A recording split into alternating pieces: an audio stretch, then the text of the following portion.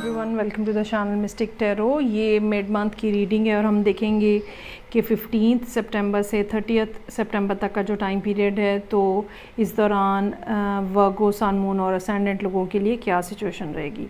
Reading जो है वो एज़ यूजुअल करियर और रिलेशनशिप ओरिएंटेड होगी, सो आप कंप्लीट रीडिंग देखिएगा। स्टार्ट करूँगी मैं ऑरेकल डेक से और कार्ड्स ड्रॉ करके हम एक थीम सेट करेंगे जो कि ओवरऑल आपके रिलेशनशिप को भी कवर कर रहा होगा और करियर से रिलेटेड मामलात को भी कवर कर रहा होगा। So this reading is for Virgo, sun, moon and ascendant. अच्छा जी, पहला कार्ड है मिरेकल, इनलाइटनमेंट और गिल्ट। कुछ इस तरह की सिचुएशन हो सकती है जहाँ पे एक सेंस ऑफ लॉस जो है वो मौजूद है।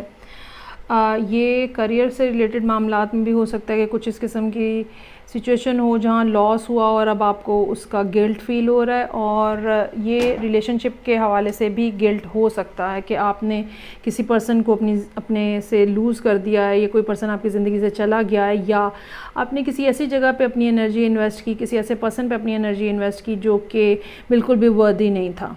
ठीक है, कोई भी गिल्ट हो सकता है, लेकिन आपको किसके लिए जो एक बहुत बेहतरीन और खुशाइन बात है वो ये दो कार्ड्स हैं जो कि मिरेकल और इनलाइटनमेंट के हैं। इस पेन ने, इस गिल्ट ने, इस तकलीफ़ ने आपको उस डायरेक्शन में पुश किया है जो कि स्पिरिचुअलिटी की तरफ है, और अब आप जो है एक ऐसे नए रास्ते के ऊपर चलते हुए नज़र आ रहे हैं जो कि स्पिरिचुअल पाथ है। हो सकता है कि पहले आपने इस बारे में गौर ना किया हो, लेकिन अब ये बेसिकली ये जो पेन आपने सही है ये एक मिरेकल के तौर पे आपकी लाइफ के अंदर प्ले कर रही है, और अब आपको उस रास्ते के ऊपर डाल दिया है, या वो जर्नी स्टार्ट हो गया है बिल्कुल बिगिनिंग से, जो कि हायर स्पिरिचुअल लेवल्स के ऊपर आपको लेके जाएगा। सो देखते हैं कि विद द टैरो ये क्या मामलात हैं और इनकी तफसील क्या है, वो अब हम देखते हैं। और जो फर्स्ट 3 कार्ड्स होंगे वो रीसेंट पास की एनर्जीज़ होंगी। ये रीसेंट पास जो है ये ज़रूरी नहीं है कि 15 डेज़ का हो, ये एक लंबी ड्यूरेशन को भी रिप्रेजेंट कर रहा हो सकता है।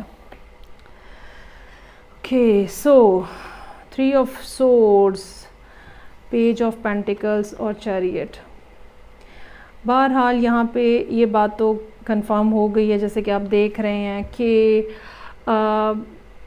कोई ना कोई ब्रेकअप हुआ है आपकी ज़िंदगी के अंदर, कोई ना कोई लॉस हुआ है, इमोशनल लॉस हो सकता है, कुछ ना कुछ इस किस्म की बातें कही और सुनी गई हैं जो कि आपके लिए बहुत ही ज़्यादा तकलीफ़ का बायस बनी रही हैं। लेकिन अच्छी बात इसके अंदर ये है कि आपको उस तकलीफ़ को जो कि आपने फ़ेस की है उसकी जगह यूनिवर्स ने आपको कुछ और दिया है, कुछ और प्रेजेंट किया गया है। ये कोई नई अपॉर्चुनिटी हो सकती है, ये कोई काम के हवाले से हो सकती है, कुछ लोगों को ये आप ये कह लें कि कोई नई जॉब हो सकती है, या ये कह लें कि कुछ लोगों के लिए अगर आप कहीं बाहर एजुकेशन के लिए जाना चाह रहे थे उसका मौका हो सकता है आपको मिल गया हो। सो कुछ ना कुछ ऐसा अमेजिंग आपको ऑफ़र किया गया है जो जिसके ऊपर अब आप फिर काम भी कर रहे हैं।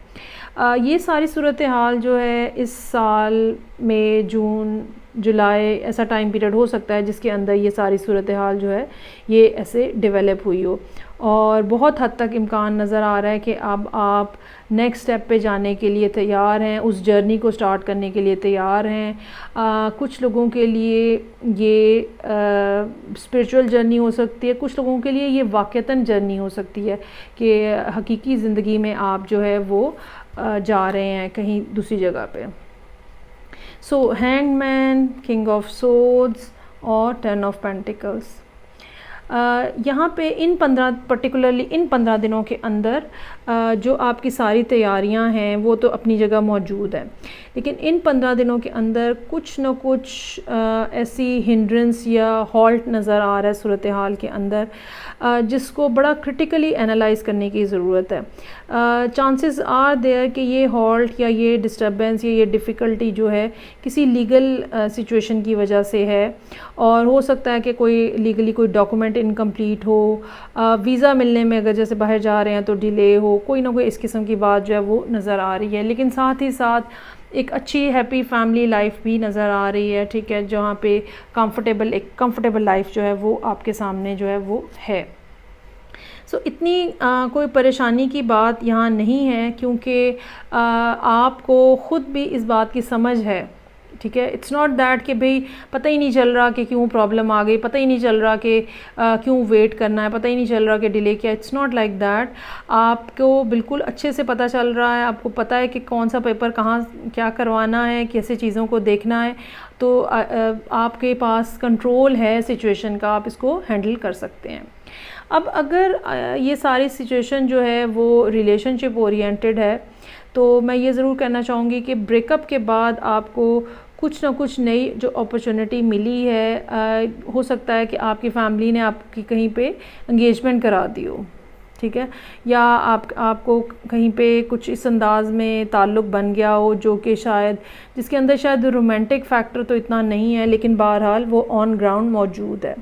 और ये कोई कैंसर हो सकता है, पाइसिस हो सकता है जिसके साथ आप डील कर रहे हो। चाहे ये पर्सन जो है, चाहे ये आपके लिए बहुत ही एक गिफ्ट के तौर पे आया है, लेकिन इसके बावजूद आपका देखने का अंदाज़ इनको बड़ा ही क्रिटिकल नज़र आ रहा है। और हो सकता है कि कुछ शादी के मामलात हों कुछ लोगों के लिए, लेकिन उसके अंदर कोई ना कोई इन 15 डेज़ के अंदर कोई ना कोई हिंड्रेंस और डिले जो है वो नज़र आ रहा है। आपकी फ़ैमिली, लेकिन आपकी फ़ैमिली लाइफ जो है वो काफ़ी खुशाइंद नज़र आ रही है। ये भी मुमकिन हो सकता है कि कुछ लोग जो कि बेबी कंसीव करना चाह रहे थे, ठीक है, तो वो उनके लिए ये जो पिछले गर्मियों के कुछ महीने गुजरे हैं, जो मई जून जुलाई मैंने बोला, हो सकता है कि ये उनके लिए बेबी की कंसेप्शन का सिलसिला बन गया हो, और अब आप वेट कर रहे हो कि कब आपकी फ़ैमिली में एक नए पर्सन का इजाफ़ा होता है। ओके जी, सो आने वाले दिनों में 4 ऑफ वॉन्ड्स, मून और मैजिशियन, जिन लोगों का शादी का सिलसिला है वो बहरहाल शादी होती हुई नज़र आ रही है। कुछ अनफॉर्सीन किस्म की डिस्टर्बेंसेस जो हैं वो आने वाले दिनों में भी रहेंगी। ये भी हो सकता है कि अगर आपकी शादी जो है वो अरेंज मैरिज हो रही है, तो आपके अंदर जो है वो एक ख़ौफ मौजूद हो कि मैं पता नहीं इस पर्सन के साथ डील कर सकता हूँ या कर सकती हूँ या नहीं। और इंटरनल फियर जो हैं वो यहाँ पे काफ़ी ज़्यादा प्ले होते हुए नज़र आ रहे हैं कि चीज़ें जो हैं वो कैसे मैनेज होंगी, और रिलेशनशिप जो है वो कैसा रहेगा, और पता नहीं दूसरा शख्स जो है वो मुझसे क्या एक्सपेक्ट करेगा। और बाज़ दफ़ा हो सकता है कि आपको ये भी गिल्ट फ़ील होता हो कि मैंने ये बात क्यों मान ली, लेकिन मुझे नहीं लगता कि आपने कोई गलत बात मानी है। मेरा ये ख़्याल है कि ये एक अच्छा रिलेशनशिप बनने जा रहा है, एक अच्छी सूरत हाल बनने जा रही है। अगेन यहाँ पे पाइसिस की प्रेजेंस काफ़ी स्ट्रॉन्गली नज़र आ रही है। मैजिशियन का कार्ड मौजूद है। वो सारी डिफ़िकल्टीज़ या वो सब बातें जो कि आप सोच रहे हैं कि शायद आपको फ़ेस करनी पड़े, उसके लिए आपका बेहतरीन हथियार या बेहतरीन तरीक़ाकार जो है वो कम्युनिकेशन होगा।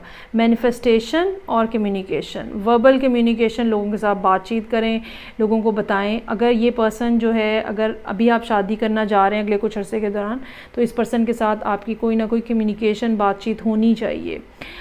ये भी हो सकता है कि अगर आपने बेबी कंसीव करने के लिए ये रीडिंग पे ये वाली जो बात है बेबी की कंसेप्शन की, तो उसमें कुछ मसाइल जो हैं वो नज़र आ रहे हैं। बेहतर ये होगा कि आप अगर किसी एक गायनेकोलॉजिस्ट के पास जा रहे हैं, तो बेहतर ये होगा कि एक सेकंड ओपिनियन जो है वो भी आप ले लें, जो भी प्रॉब्लम आपको फेस करना पड़े, क्योंकि हो सकता है कि प्रॉब्लम जो हो वो कुछ और हो और उसको डायग्नोज गलत किया जा सके। इसको देखने की आपको, अगर आपकी प्रेगनेंसी का सिलसिला है तो इसको देखने की आपको बहुत ज़रूरत होगी।